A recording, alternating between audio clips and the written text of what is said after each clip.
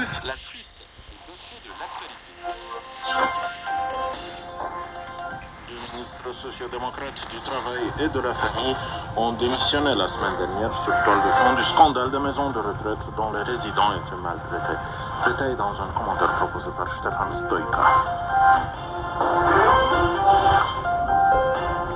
Allez, Diaconescu. C'est un début de mandat très tendu pour le leader social-démocrate Marcel Ciolacu à la tête de l'exécutif de Bucarest, sans doute loin de tout ce qu'il avait imaginé. Et pour cause, dans l'espace d'un seul mois, 2 de ses ministres ont quitté leur fonction alors que le procureur mène des enquêtes pénales minutieuses pour maltraitance contre les personnes âgées ou handicapées dans plusieurs foyers du département d'Ilfov qui entoure la capitale Bucarest. D'ailleurs, ce n'est pas pour la première fois que les autorités qui avaient fait la sourde oreille face à des situations qui n'auraient dû jamais se produire se mobilisent sous commande politique. La semaine dernière, des contrôles ont été démarrés dans tous les centres sociaux du pays, accueillant personnes âgées, adultes, handicap et enfants. Déjà plus de 2600 centres ont été examinés, dont 30 ont été fermés et 36 ont vu leur activité suspendue.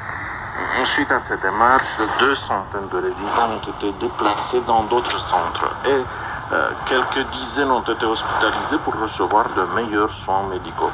Parallèlement, des examens médico-légaux ont été menés pour environ 100 personnes âgées qui logeaient dans les centres d'Ilfov où les abus ont été dépistés dans une tentative de confirmer les accusations de maltraitance. Plusieurs enquêtes pénales ont déjà été lancées et 2 inspecteurs de l'agence départementale pour les paiements et l'inspection sociale d'Ilfov ont été retenus.